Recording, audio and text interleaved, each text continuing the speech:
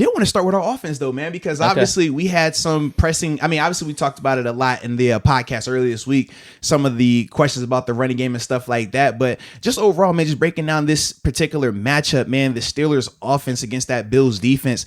I'm excited about it, and at the same time, I'm a little bit nervous about it. Excited because I love how our skill players will match up against their skill players.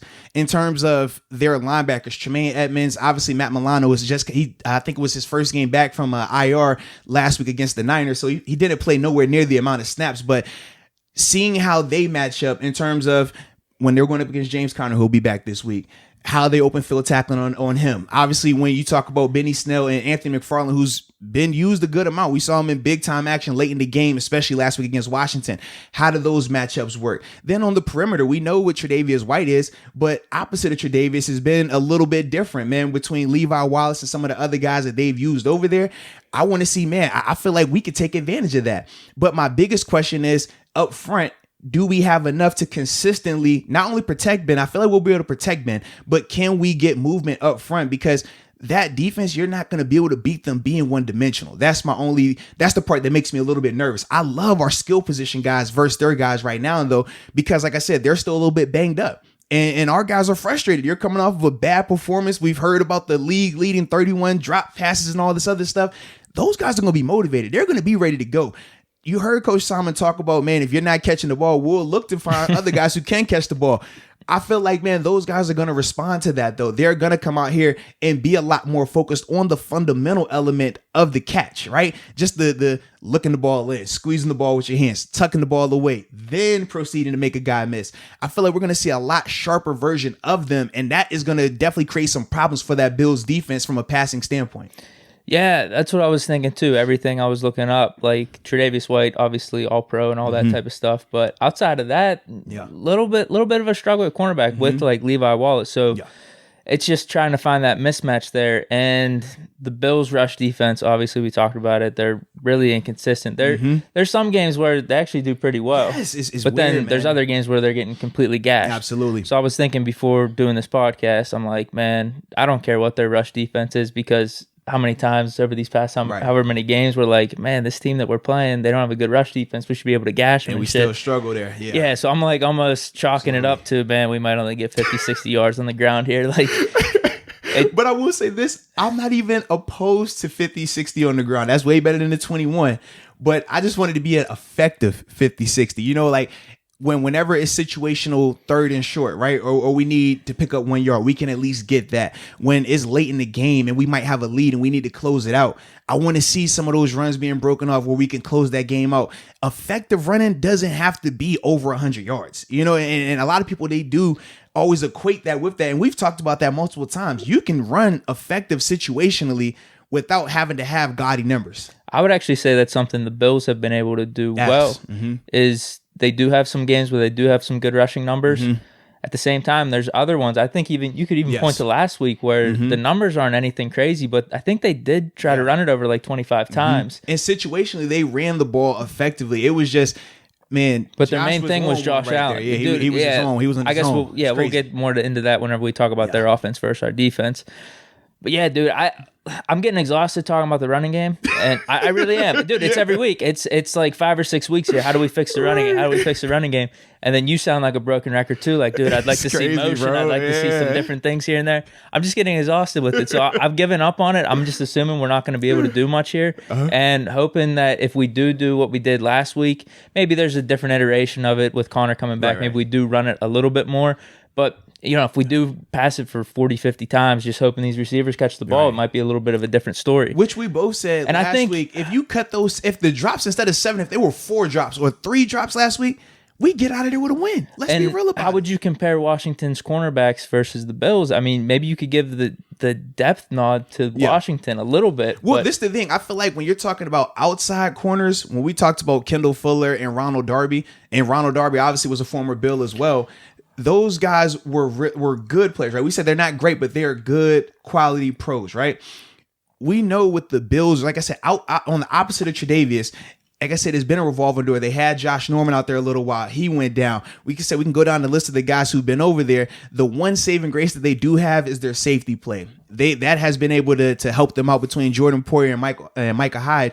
But it's still, I just feel like when you start going over to that second corner and then you bring in that nickel corner and so forth, that is where I think the dam does break for them. Whereas with Washington, we said, man, and they made good tackles. They tackled well, and they still had a good amount of players who were able to come in and still be able to play at a high level. We talked about my younger guy, Jimmy Moreland. He was a guy that was featured a lot. He played really well in terms of some of that stuff. Now, I do got another young boy this week, though, for that Bills defense. My man, Dean Marlowe. Shout out to JMU.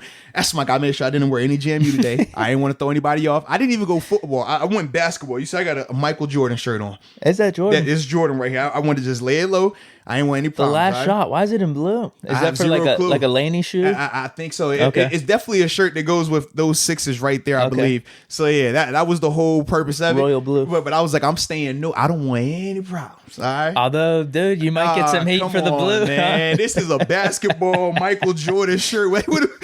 Come on, man. Hey, dude. I'm sorry. Maybe I brought it up, and now people are thinking about it. No one thought about it before I brought it up. Dude, between you, my radio show, I'm doing Steelers TV. Missy's like, yo, are you working with us this week? Or are you working with Buffalo? I'm like, come on, this is what we're doing. Like, we're in Pittsburgh. Why can't we just appreciate Moats for like this? Just let me think, man. This is such a unique perspective and insight we're getting from you. You know, why should I have to pick a side? You know, I picked my side, but I don't always have to keep picking my side. That's what I'm saying, you know? You live here. You do basically a Steelers podcast. Yeah. So why can't we just appreciate that? That's fine. Just appreciate. Hey, that's why you're a real one, Deke. I appreciate you. Golly, man. I try. But as a whole, man, just with this Steelers offense, I do feel very confident in their ability to move the ball on this Bills defense. Now, this Bills defense, like I said, you touched on it too. They have been inconsistent. Sometimes they have a great rush. Sometimes they make great plays in the secondary. Sometimes the linebackers play at a great level, right? Then you see sometimes where it's down. It's not to that same extent. And you see them struggle as a whole to get off the field. You see some of the penalties show up a little bit as well with them. So to me, those are the things that I think that Ben can take advantage of. We know Ben, in terms of you fooling him, you're not going to do that too much. Like, he doesn't get fooled a lot. And he still does a great job extending plays. That has still been in his game. You saw it a couple of times. Absolutely, man. And when you talk about just how well, for as bad as the offense line is played in run blocking, they're like it's not even close. I think Ben's been sacked 10 times, maybe this whole season.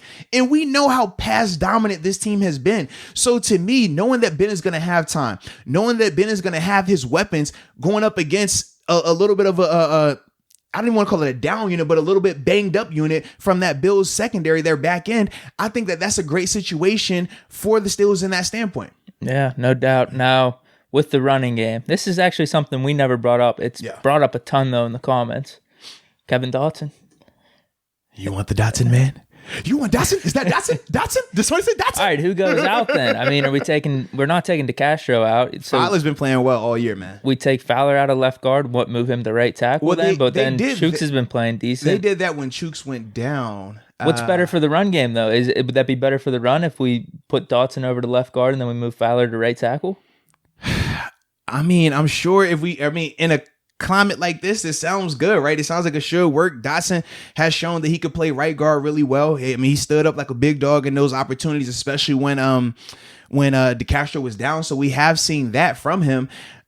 Playing the left side, it's going to be a little bit different just from a footwork standpoint, but I don't see why it should be too much of an issue. But I think the biggest thing is, how comfortable are you continuing to shuffle not just one person, but now two people? It's different if you're just bringing Dotson in, only he has to adjust. But now when you're talking about bringing Dotson in and moving him over here and not having to move Matt over here, well, now you have multiple players who you're going to have to adjust with. And now obviously Matt has proven that he can do that, but I'm not a big fan of moving multiple pieces. If I'm just trying to address one thing, I would like to move as small amount of possible, just because guys play better when they're comfortable in their spot, when they know what they're doing. They can study the ins and outs of it. They don't have to learn a new spot on the fly or go back and try to fine tune something on the fly. Whereas when you're talking about moving multiple guys, you're going to ask 2 people now to adjust. And then not only that, it affects Al, because now Al, who might be accustomed to how Matt gives some inside hope in some of these scenarios.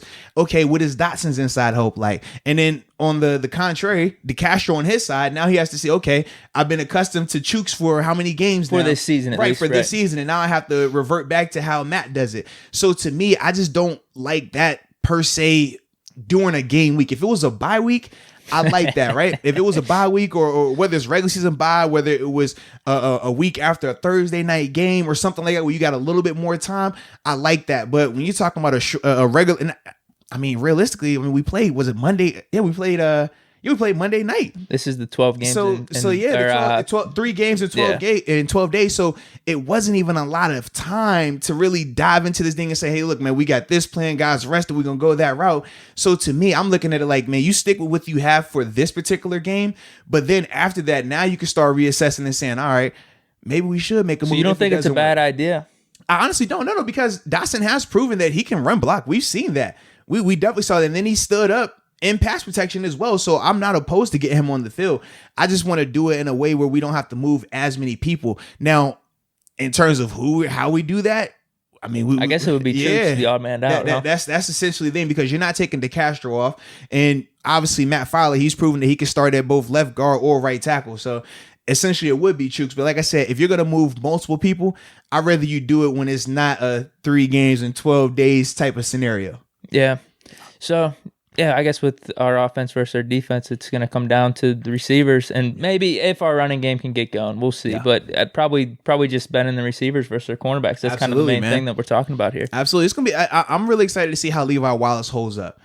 Like I said, it's been times where he plays really well, and then it's been times where he plays, and not even bad, but just average or just good, right? And I think that's the difference. That's where I want to see how that matchup plays, because Tre'Davious, I want to see, is he going to follow Deontay, who is the high target guy, who's been the main target guy this season? Remember last year, Tre'Davious, I want to say he followed Deontay last year. He was around him a lot in that action. I want to see, does he match it with him? Does he match it with Claypool? Does he match it with Juju? Because then from there, now we're going to get to see Levi on either Deontay, Levi on either Claypool or Juju. And that's why I want to see how he can stand up for 4 quarters. I think he'll do a good job, but I don't know if he can sustain that for 4 quarters versus those type of guys. Yeah. One more thing about, I guess, the Bills defense too, that's kind of weird. And it just goes back to everything we talked about of just, sometimes they're really good. Sometimes it's like the inconsistency. Yes.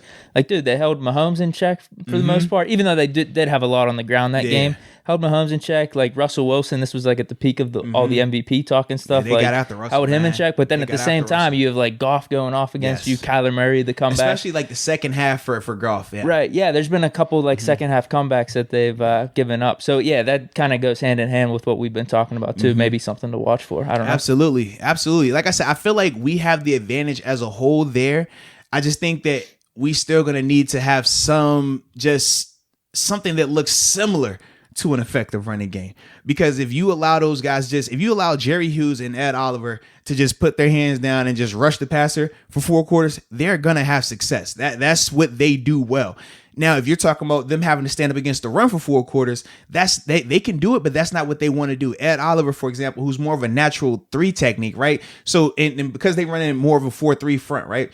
When you're talking about a 3 technique, he's going to be wide in that B gap, right? Outside the guard, and he likes to get up the field. They've been playing him as a 1 technique, which is essentially right on outside eye of the center. So typically you're dealing with a lot more double teams. You're having to stand up. He's not the biggest guy. So even though he has been doing it, you can make like he struggles with that if you can continue to do it enough and make him have to sit there and hunker down on those double teams. It's not something that he likes to do. So that's another reason why I feel very good about this.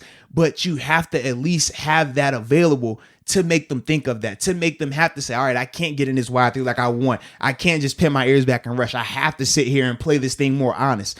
I think that's the recipe for us to be successful. You don't have to run it. I'm not saying run it 50 times. I'm not saying run it 30 times or 20. I'm just saying effectively. Just effectively. Washington, we talked about them. They did a great job of that last week against us. This segment was brought to you by DraftKings Sportsbook, America's top-rated sportsbooking app. Not only is it safe, it's secure, and most importantly, it is reliable. And for all the first-time users out there, If you use the promo code Moats, you will receive up to $1,000 in deposit bonus money. But Deke, we both know that sportsbooking, unfortunately, is not allowed everywhere just yet. It's sad. But you know what is allowed everywhere? What? Fantasy football. Now, I know you're a fantasy football guru. Yeah. I've learned a lot from you. And DraftKings, who we absolutely love, they have a fantasy football app where, they like to, give you an opportunity to make a little bit of money, right? Yeah. They are giving out up to $1 million in cash prizes every single week. Dude, $1 million in prizes. This is crazy. Crazy. But my mind's blown. That's what DraftKings does, man. That's what they do for the people. And like I said, for all the first-time users out there, if you use the promo code Moats, you will receive up to $1,000 in deposit bonus money. So, Deke, what are they waiting on? Not sure. Go download the app, use the promo code, and let's get an opportunity to make some money.